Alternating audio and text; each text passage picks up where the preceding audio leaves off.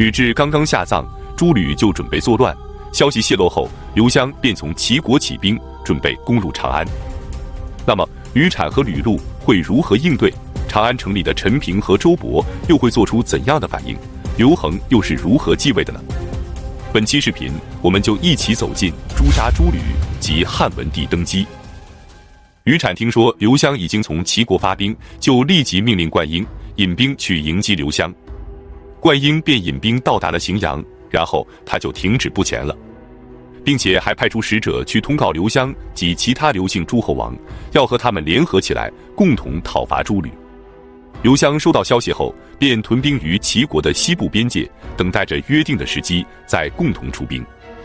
再来看朝中的大臣们，周勃和陈平准备与诸侯王里应外合，可此时诸吕已经夺取了周勃的兵权，没有军队是难以成事的。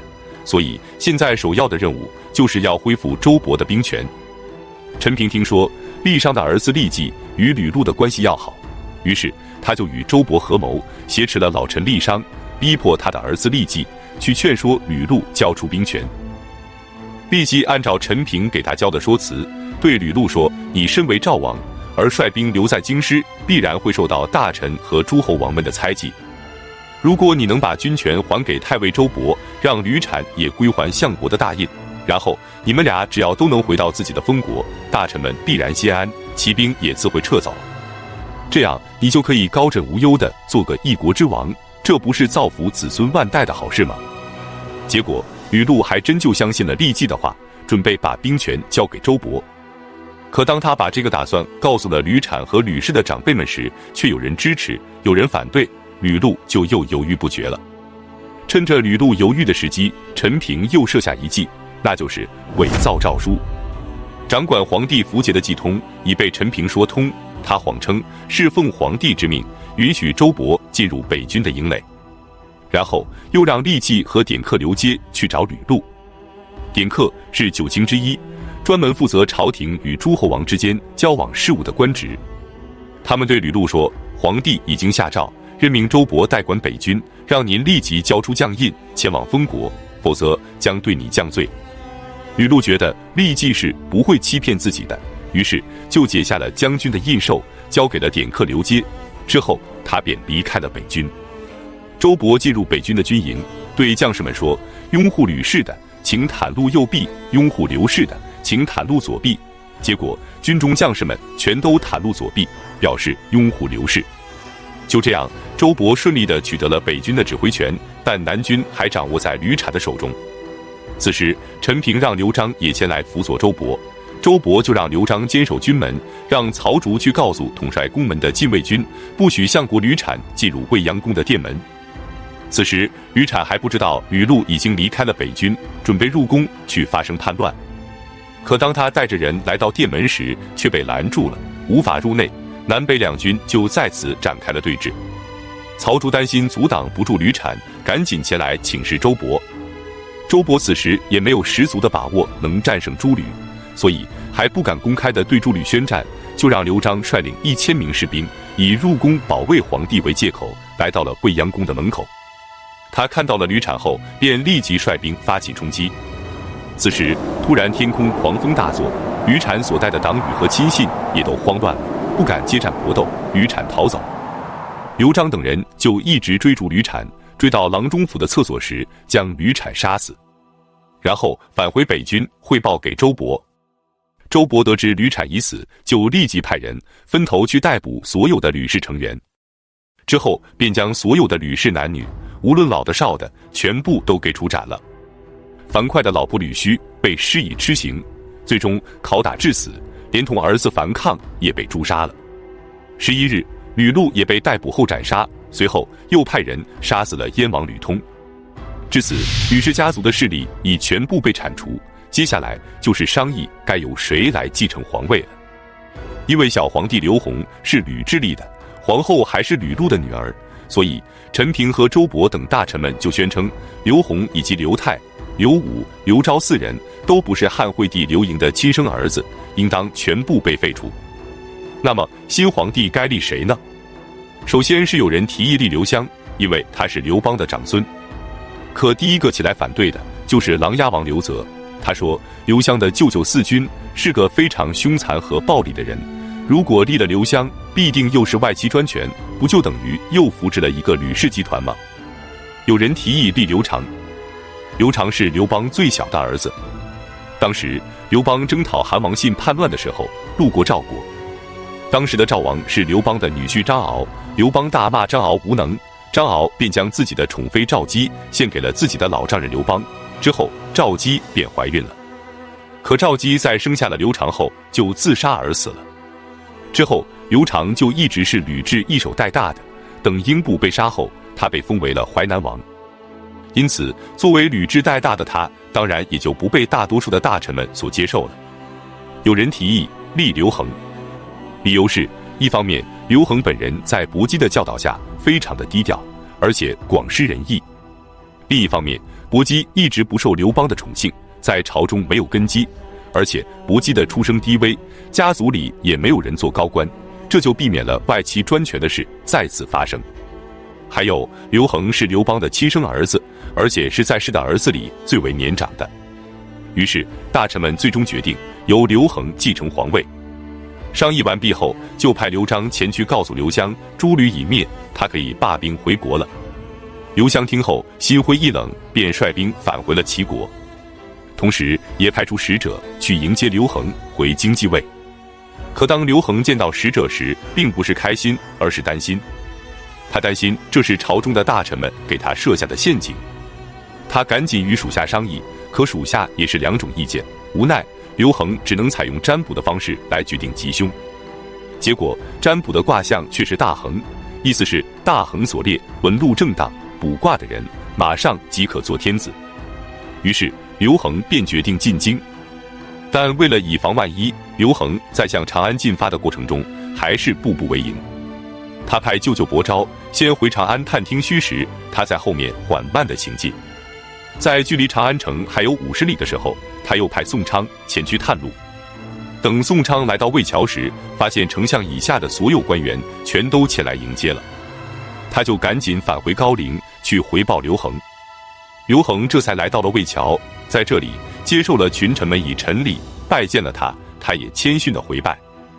太尉周勃则跪着送上了天子的玉玺，但刘恒辞谢说，等到了长安城再议吧。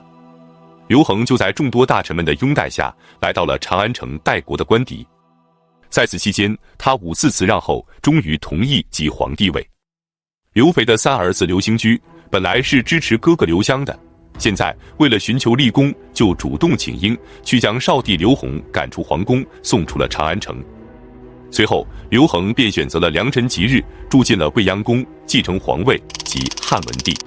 公元前180年，24岁的刘恒离开代国，前往长安登基为帝。可是他在铲除诸吕的过程中寸功未立，朝中也没有亲信和党羽，而宗室子弟里却有比他功劳更大、更想做皇帝的诸侯王。那么大臣和诸侯们能够臣服于他，让他坐稳皇位吗？居功自傲，刘兴居和刘长发生叛乱。刘恒从代国来到长安时，只带了宋昌和张武等6名心腹。进入未央宫的当天夜里，他就紧急部署。首先，他任命宋昌为卫将军，统领南北2军；任命张武为郎中令，巡查保卫皇宫。随后，他就颁布诏令，大赦天下，给铲平诸吕作乱的功臣们加官进爵，对之前被吕雉贬斥的刘姓王公们则恢复爵位和封地，快速地巩固自己的地位。同年10月，封周勃为右丞相，陈平为左丞相，冠英为太尉。对于周勃这个大功臣，他不仅是给赏赐和封官，还把自己的女儿嫁给了周勃的儿子。然而周勃却一点都不懂得低调，每次退朝的时候总是一副骄横的模样，似乎不把刘恒放在眼里，但刘恒还是依旧对他礼遇有加，经常是目送着他离开。此时周勃的属下袁盎就提醒他小心功高盖主，引火烧身。如果继续这样行事，恐怕时间不久就要迎来灾祸了。周勃听后猛然间醒悟了过来，顿时感觉到后怕，于是他立即上书向皇帝谢罪，并请求辞去右丞相的职位。刘恒也爽快地就答应了。可1年后，因为陈平去世，刘恒又将周勃叫了回来，任命他为丞相。这时，很多的列侯都住在长安，不回自己的封地，这给京城的粮食供应增加了很多的负担。刘恒下诏，让所有的列侯都回到自己的封地去，可列侯们却找出各种的理由，就是不回去。刘恒非常生气，他找来了丞相周勃，让他做个表率，带头回到自己的封地。就这样，周勃当上丞相仅10个月，就被刘恒免职，赶回了他的封地绛县。可周勃回到封地后，只要有郡守或郡尉前来巡行，他就因为害怕，总是身披铠甲，还带领着手持兵器的家人接待郡守或郡尉。他的这个举动，马上就有人上书告发他有谋反之心。刘恒听后，马上下令逮捕周勃。周勃的家人一面请求他的儿媳妇，也就是刘恒的女儿说情，一面给刘恒的舅舅伯昭送去了很多的财宝，委托伯昭向太后薄姬求情。薄姬知道后找到了刘恒，直接抓起头巾就扔向了刘恒，对他说：“你不想想，周勃曾经身挂皇帝的印玺，还掌管着北军，那个时候他不反，现在身居一个小小的县城，反倒要谋反吗？”刘恒连忙向薄姬谢罪，立即释放了周勃，并恢复了他的爵位和封邑。就这样，周勃有惊无险，回到了自己的封地，于孝文帝11年寿终正寝，在绛县去世。再来看另外几个功臣，刘肥的3个儿子刘襄、刘璋和刘兴居。刘襄是第一个从齐地起兵反抗吕氏的，刘璋在长安城杀死了吕产，刘兴居则送走了小皇帝刘弘。3个人都做出了巨大的贡献，而且陈平当时还许诺他们，等铲除了吕氏，他就向新皇帝建议封刘璋为赵王，刘兴居为梁王。可后来刘恒被立为了新的皇帝后，就觉得他们当初之所以舍命立功，其实是想帮助自己的哥哥刘襄继承皇位的，因此对他们的封赏就给强行的压了下来。第2年，刘襄去世了。刘恒这才给刘璋和刘兴居封王，将刘璋封为城阳王，刘兴居封为济北王。可这2个地方原本都只是个郡，而且还是从刘襄的封地里给切出来的。不久之后，刘璋也去世了，就只剩下了刘兴居。他对这个封赏是极为不满的。很快，他的机会就来了。公元前177年，匈奴大举入侵汉朝。刘恒让灌婴领兵前去讨伐，为了鼓舞士气和稳定军心，刘恒也亲自前往太原督战。这样，长安就空虚了。刘兴居觉得机会来了，他便举起了反叛的大旗，公开造反。刘恒得知后，立即命令柴武率领10万大军前去平叛，结果只用了几天，这场叛乱就被平息了。刘兴居也被俘后自杀。再来看刘长，刘长是刘恒最小的弟弟，也是唯一还存活着的兄弟，因此就对刘长非常的宠爱。公元前177年4月，刘长到长安来朝觐，陪同刘恒一起打猎。等打猎完毕后，刘长就带着人去求见沈亦基。结果等沈亦基一到，刘长直接从袖子里抽出铁锤，将沈亦基当场就给砸死了。之后，刘长赶回宫里，脱衣露背，主动向刘恒自首请罪。刘长之所以如此痛恨沈亦基，是因为当年灌高刺杀刘邦不成，反倒连累了张敖的家人全都被打入了死牢，其中就有张敖献给刘邦的宠妃赵姬。这时赵姬已经怀孕，赵姬的弟弟就想通过沈亦基告诉吕雉，赵姬怀的是刘邦的龙种，希望能高抬贵手。可当吕雉知道后，醋劲大发，怎么可能救他呢？最终赵姬在牢房里生下刘长后，就含恨自杀了。当刘邦得知此事后，悔恨莫及，就将刘长交给吕雉来抚养。等刘长长大后，就对沈亦基和吕雉一直怀恨在心。此时有了刘恒的宠爱，他便将沈亦基给杀害了。可仇是报了，他也犯下了死罪。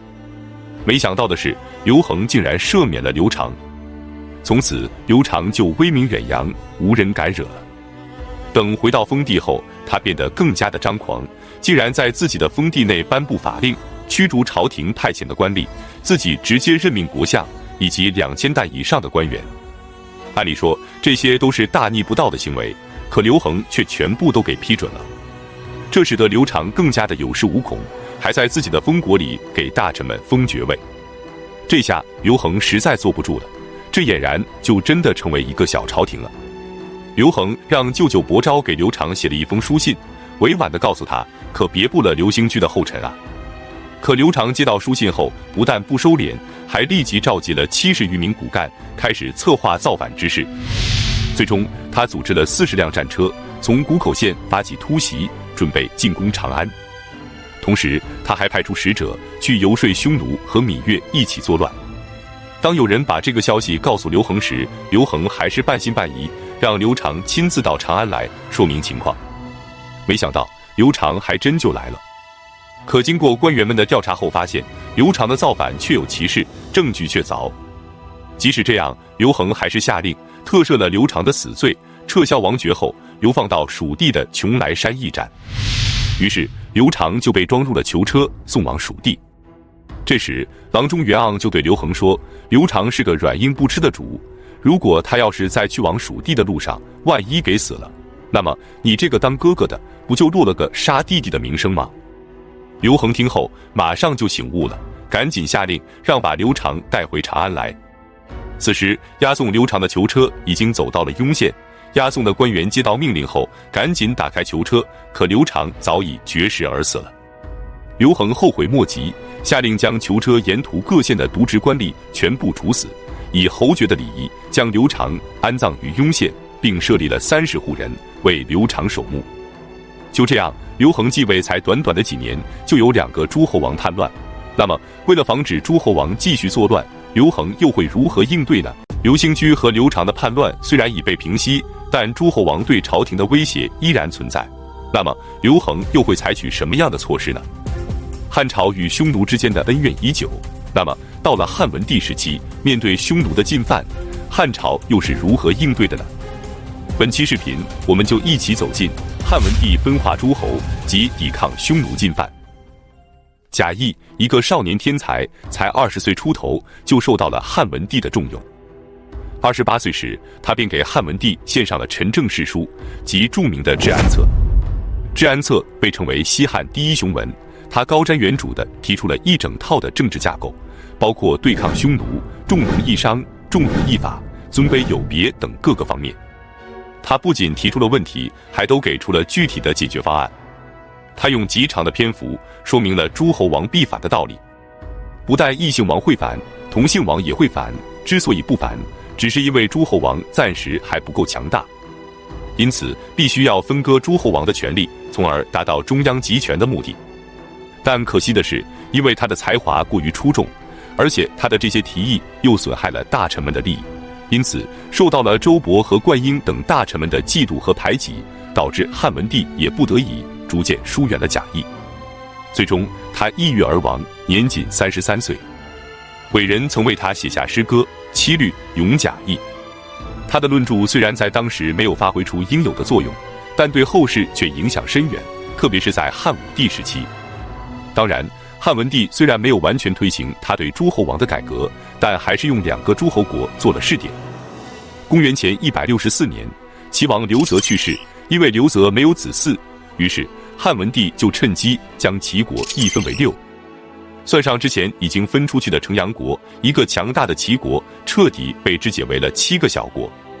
刘长去世后，他又将淮南国也一分为3，分给了刘长的3个儿子，封刘安为淮南王，刘伯为衡山王，刘赐为庐江王。解决了诸侯王的内忧，我们再来看匈奴的外患。匈奴与汉朝的恩怨由来已久。公元前200年，刘邦率领32万大军征伐匈奴，本打算一劳永逸地解决匈奴之患，没想到刘邦本人竟被匈奴围困于白登山，差点性命不保。之后便开启了汉匈和亲的先河。公元前192年，也就是刘邦去世的第3年，匈奴的冒顿单于突然给吕雉写了一封情书，对吕雉说：“我生在荒山草泽之中，长在放牧牛羊之地，我多次到达汉朝的边境，好想去看看中原的繁华。现如今你没有了夫君，我也独自一个人生活，我们2个国君都很寂寞，不如我们一起生活，各得其乐。”面对如此轻佻的国书，不仅是对吕雉的莫大侮辱，也是对大汉王朝赤裸裸的挑衅。吕雉立即召见陈平、樊哙、季布等大臣们商议对策。樊哙愤怒请命，愿领10万精兵荡平匈奴。季布马上说，樊哙说出这种话，就应该立即拉出去斩了。高祖当年率领32万大军，尚被围困在白登山，不得已才采纳了娄敬的核心政策，换取了短暂的和平。现如今，我们还没有从秦末的乱世中彻底恢复过来，怎么能再动刀兵，置大汉王朝的安稳于不顾呢？况且匈奴本来就是蛮夷禽兽，何必要跟他们一般见识呢？最终，吕后听从了季布的意见，忍下了这等奇耻大辱，给默读回信说：“单于，你没有忘记我们这个小地方，还赐以国书，实在是受宠若惊。可我现在年老色衰，牙也掉了，走路也不稳了，单于可千万别误听了他人的不实之言，耽误了自己。”吕雉不仅礼貌地回复了默读的挑衅，还赠送了车马等礼物给匈奴。默读收到回信后，也立刻道歉说：“我不太了解中原的礼仪，所以写信冒犯了您，幸好您能宽宏大量，宽恕了我。”就这样，汉朝和匈奴之间避免了一场大规模的战争，但边境上的小规模冲突却依然不断。到汉文帝即位后，对待匈奴也一直采取的是克制忍让的态度，避免与匈奴大动干戈。公元前177年，也就是刘恒即位的第3年，匈奴的右贤王背弃和亲之约，率领数万大军侵占了河南之地，并且进犯上郡，直接威胁着长安。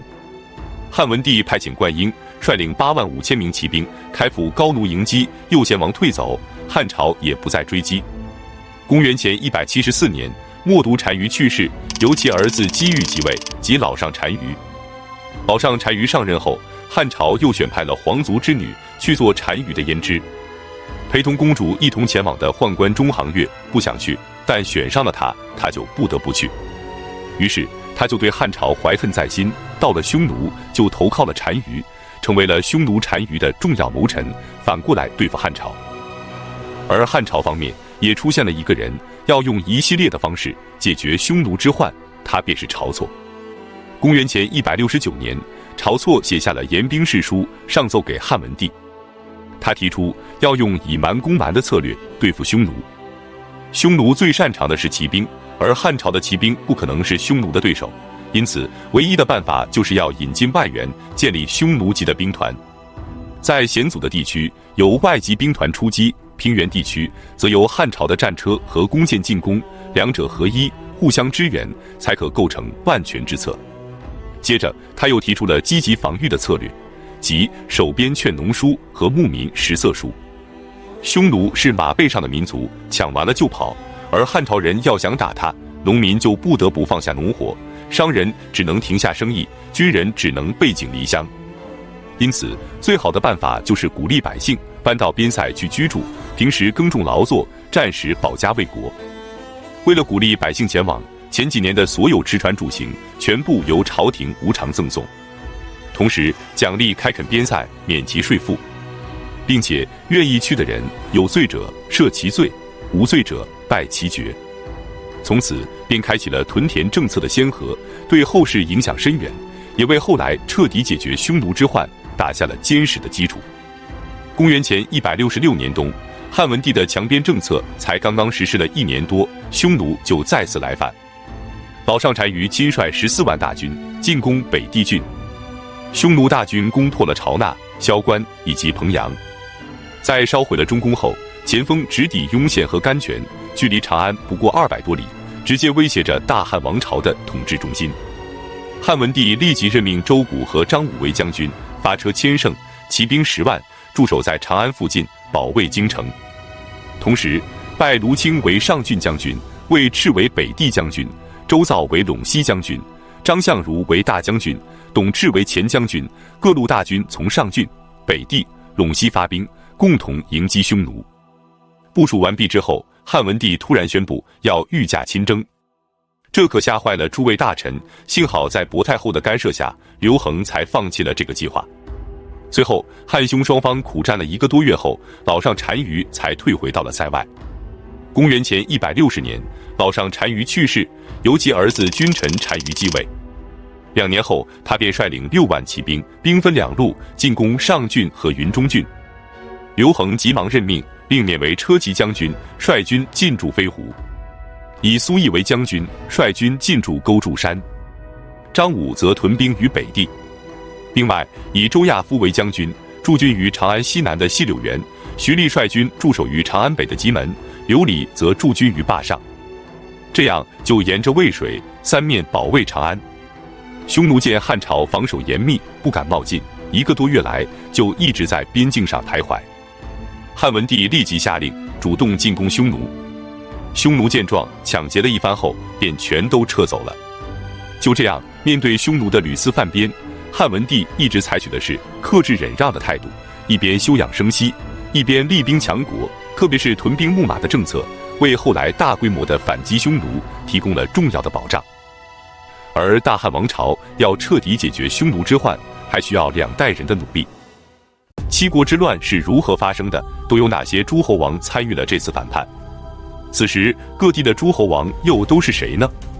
本期视频我们就一起走进汉文帝驾崩及七国之乱的起因。公元前179年正月，年仅10岁的刘启正式被立为了太子。这时吴王刘濞的世子刘贤来到了长安城，汉文帝就让太子刘启亲自去陪着刘贤游玩。可是2个小孩谁都不服谁，在一次下棋的时候产生了矛盾，刘启直接拿起棋盘砸向了刘贤的脑袋，不料刘贤竟当场就断气了。这下刘启彻底慌了。可刘恒比他还要慌，连忙派人将刘贤的遗体送回吴国安葬，并去慰问吴王。可到了吴国后，刘濞勃然大怒，说道：天下都是刘家的，既然世子死在了长安，那就直接埋葬在长安好了，何必还要送回吴国呢？于是就把刘贤的尸体又给原路送回了长安，以表示不满。从此刘濞就一直称病，再也不来长安朝见天子了。公元前157年6月，汉文帝刘恒驾崩于未央宫，享年45岁。临死前，他写下遗诏，让丧葬之事一切从简办理。就这样，一个伟大的帝王悄然离世，埋葬于霸陵。他即位以来，奉行黄老无为而治的思想，励精图治，节俭朴素，开启了文景之治的序幕。他废除了从商鞅开始的连坐法，以及从先秦以来就施行的肉刑。肉刑主要指的是5刑，即墨刑、役刑、废刑、宫刑和大辟。汉文帝将所有的这些肉刑统统改成了笞刑和杖刑等，就是抽鞭子或者是打板子。同时他减免税赋，将土地税从15税1减为了30税1，将成年男子的徭役也减为了每3年只服役1次。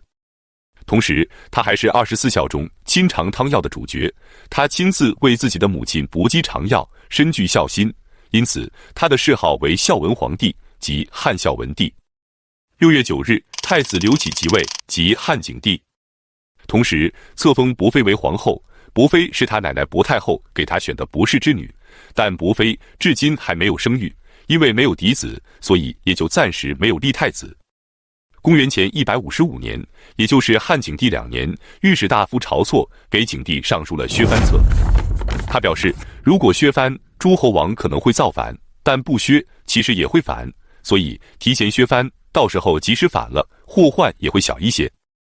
于是汉景帝就采纳了晁错的建议，准备削藩。在此之前，我们先来了解下此时的诸侯王都是谁。燕王是刘泽的孙子刘定国。汉文帝即位后，将琅琊王刘泽改封为燕王，到刘启即位时，传到了他孙子这一代。代王是刘恒之子刘参。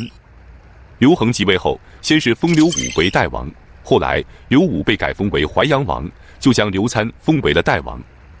再后来，由于刘一坠马而亡，又将刘武改封为了梁王。赵王是刘友的儿子刘遂。齐地的7个诸侯王，除了城阳王是刘肥的孙子刘喜外，其余的6个全都是刘肥的儿子。淮阳王是刘启的儿子刘虞，楚王是刘交的孙子刘戊。淮阳王、衡山王、庐江王则是刘长的3个儿子。长沙王是吴瑞孙子的孙子吴柱。武王则是刘邦2哥刘仲的儿子刘濞。刘恒在位的时候，准许民间铸造钱币，并开放了山林川泽，致使民生得到了极大的改善，矿产、渔业、造盐等都得到了大力的发展。当然，也因为这项政策，使吴国立即成为了最富庶的诸侯国。一方面，吴国境内有大量的铜矿，可以铸造铜钱，使吴国的铜钱流通于整个西汉境内。另一方面，吴国临海，便可以煮海水为盐，贩卖到全国各地。由此，吴国的经济逐渐变得富足，百姓也都非常的拥戴刘濞。汉景帝3年，削藩正式开始。首先是楚王刘戊，他到长安来朝见的时候，晁错就找了个理由，说他在为薄太后服丧期间偷偷淫乱，所以就将楚国的东海郡给削减了，以示惩罚。之后，胶西王刘昂因为售卖爵位的时候舞弊，便被削减了6个县。赵王刘遂也因为犯罪被削减了赵国的河间郡。这时虽然还没有削减到吴国，但刘濞清楚他才是汉景帝最想削弱的，他便开始早做打算了。他亲自前往胶西，与胶西王刘昂秘密协商反叛事宜。他承诺事成之后，他愿与胶西王平分天下。胶西王也爽快地答应了，又主动去说服其他的诸侯王，相约一起起兵。不久后，汉景帝下诏削夺吴王刘濞的故障郡和会稽郡。刘濞等的就是这一天，他接到诏书后，立即下令将吴国境内凡是朝廷派来的2000担以下的官吏全部斩杀。之后，召集吴国14岁以上、62岁以下的全部男子入伍，很快便组织起了20万反叛大军。为什么是62岁以下的男子呢？因为此时他自己就是62岁。同时，他还派人去与匈奴、东越、闽越等地建立联盟，相约一起反汉。楚王刘戊、赵王刘遂、济南王刘辟光、淄川王刘贤、胶西王刘昂、胶东王刘雄渠等6国的诸侯王也相继宣布加入刘濞的阵营。至此，7国之乱正式开始。那么，7国之乱最后是如何被平息的呢？7国之乱是汉景帝时期爆发的大规模诸侯王叛乱。那么，此次叛乱的平定过程是什么样的？反叛的诸侯王又都是怎样的结局呢？以错杀晁错及7国之乱的平定过程。公元前154年，即汉景帝3年，吴王刘濞联合了楚王、赵王、济南王、淄川王、胶西王、胶东王，以清君侧、诛晁错的名义发动叛乱，史称7国之乱。其实原本应该是9国之乱，可在发兵之前，济北王刘志被郎中令给劫持了，无法参与反叛。齐王刘江驴则突然间反悔了，也退出了反叛。胶西王刘昂便通知刘濞，让吴楚联军先行出兵。他们齐地的几个诸侯王先联合起来灭了齐国，然后就前来与吴楚联军会师。于是刘濞便从吴国起兵，将粮仓安置于淮南的东阳，率军西渡淮河后与楚军会合，然后便一起进攻梁国。梁王刘武是汉景帝刘启的亲弟弟，所以抵抗意志十分的强烈。可吴楚联军人多势众，经过轮番的猛攻后，终于在吉壁打败梁军，梁军只好退守都城睢阳。此时汉景帝和晁错都彻底慌了，他们没想到削藩的后果会如此严重。汉景帝问晁错现在该怎么办呢？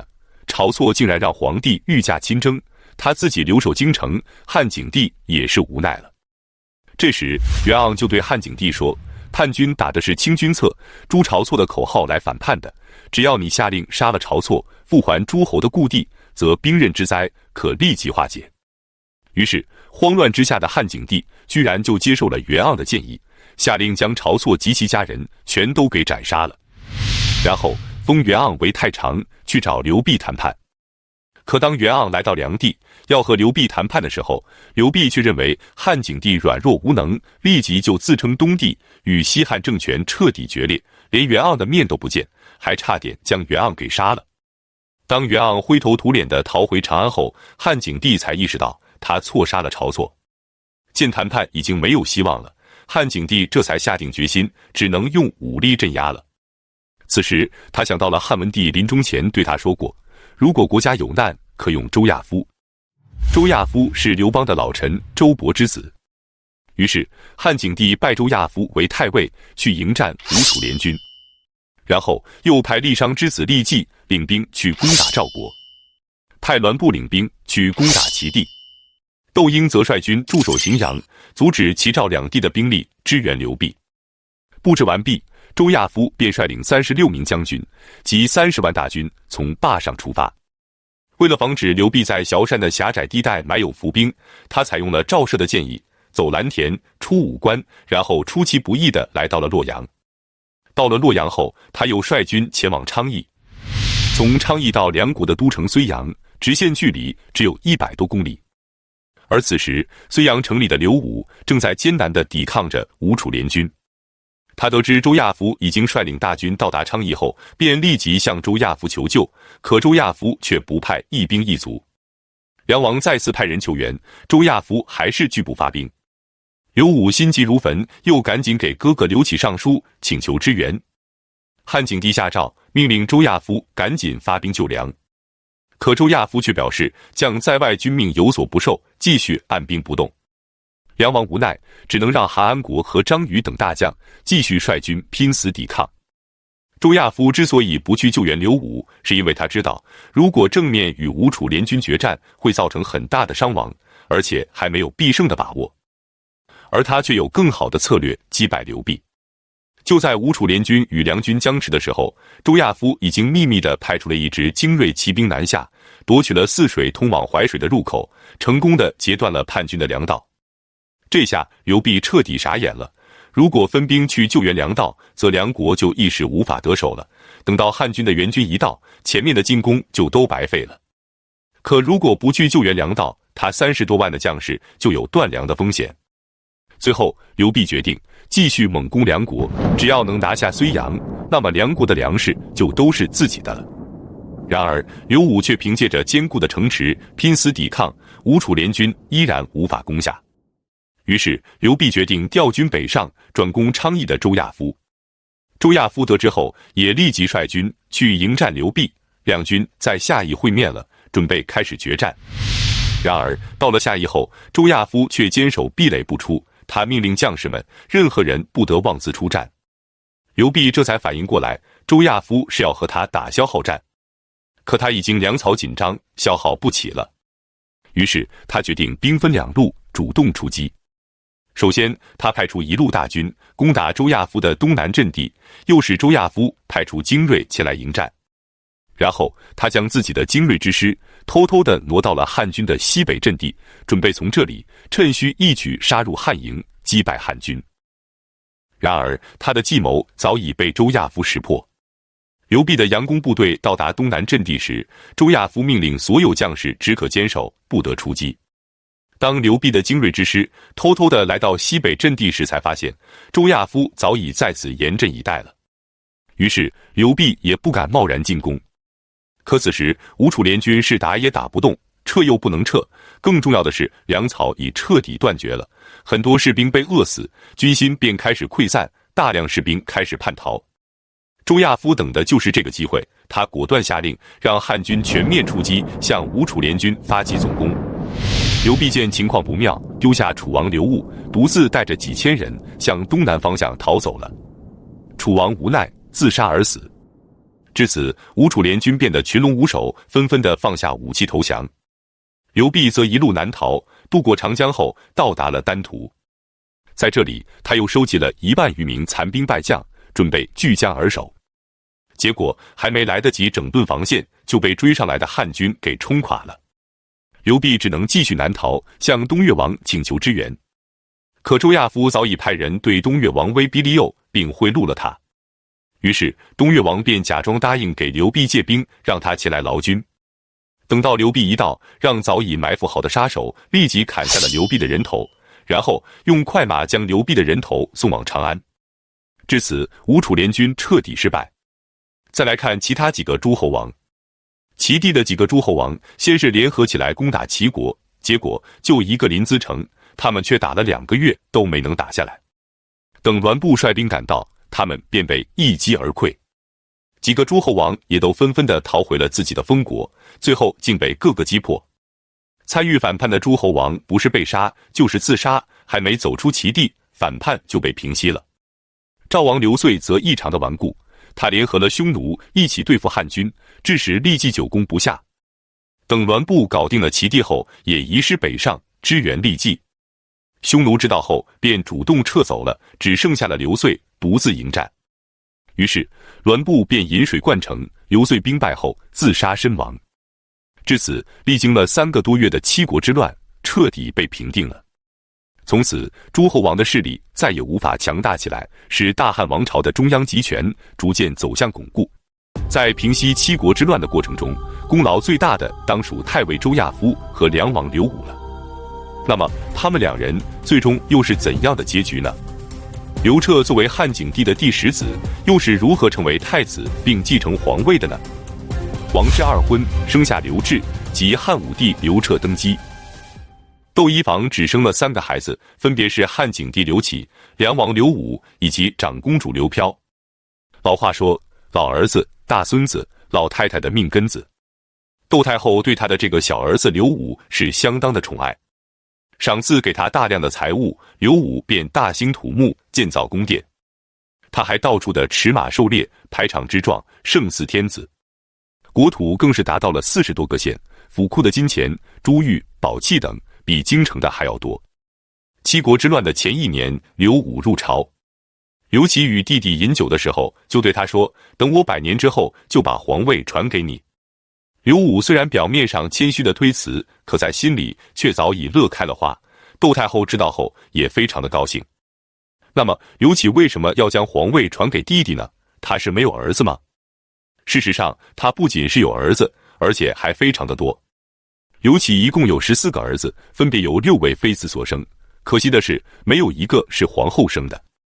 他的皇后是由他的奶奶薄太后给他挑选的博士之女。薄太后就是当年魏王豹的妃子，后来被刘邦宠幸了一次后，就生下了汉文帝刘恒。但这个博士却一直没有儿子，所以刘启也就一直没有立太子，这就给了窦太后和刘武希望。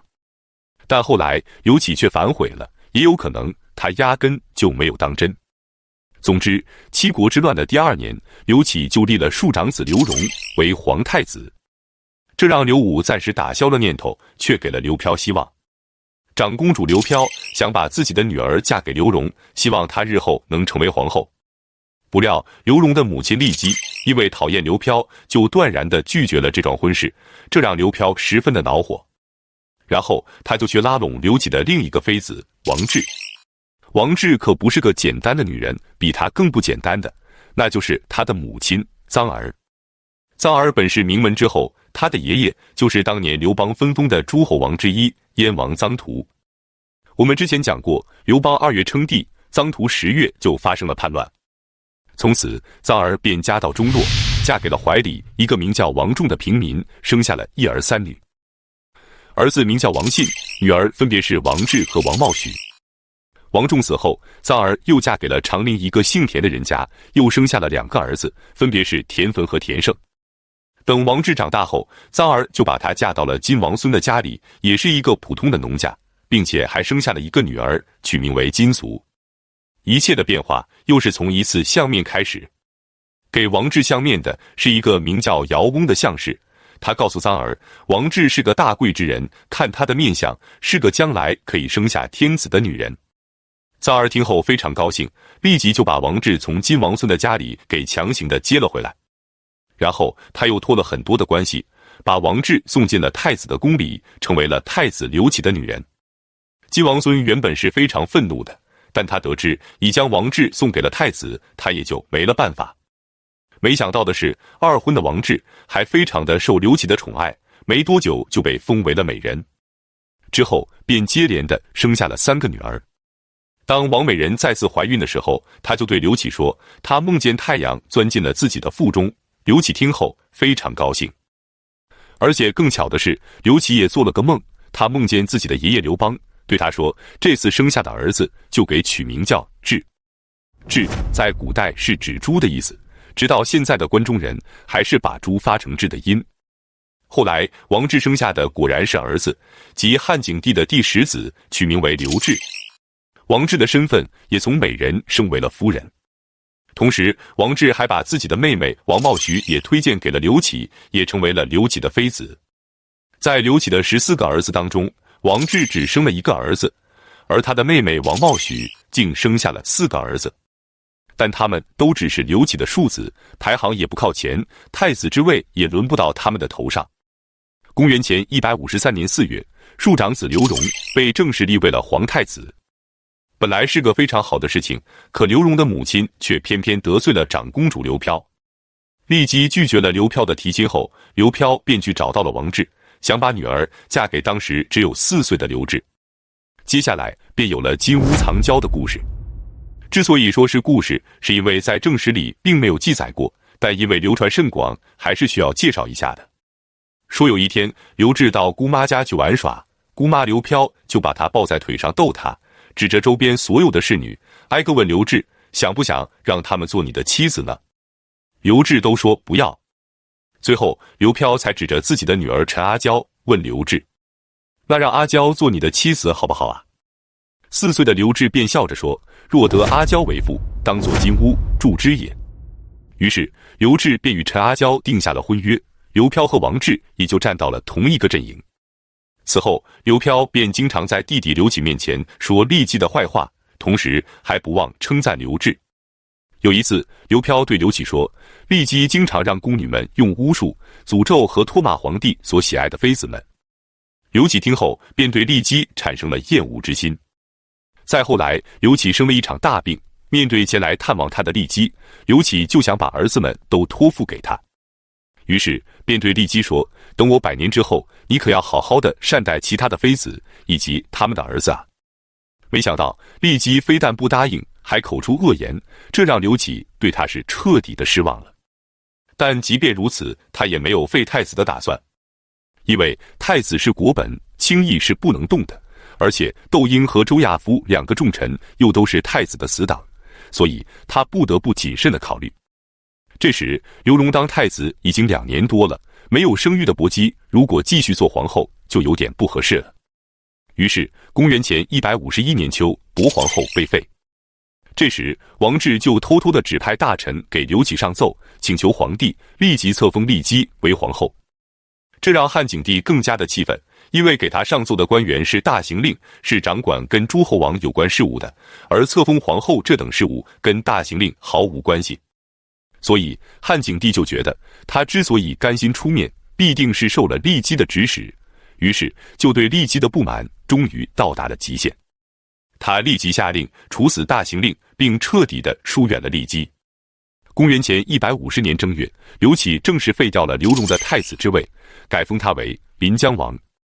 这样太子之位就再次出现了空缺，窦太后和刘武也再次的燃起了希望。刘武便以探望母亲为名，立即来到了长安。窦太后也摆下了宴席，再次提醒刘启让他传位与刘武。刘启无奈，便找来了袁盎商议，袁盎便带着10几位大臣去劝说窦太后。他首先问窦太后，如果立了梁王为帝，那么梁王100年之后，帝位该传给谁呢？窦太后说，那当然是在传给刘启的儿子。袁盎便说，太后应该也听说过春秋时期的宋宣公吧？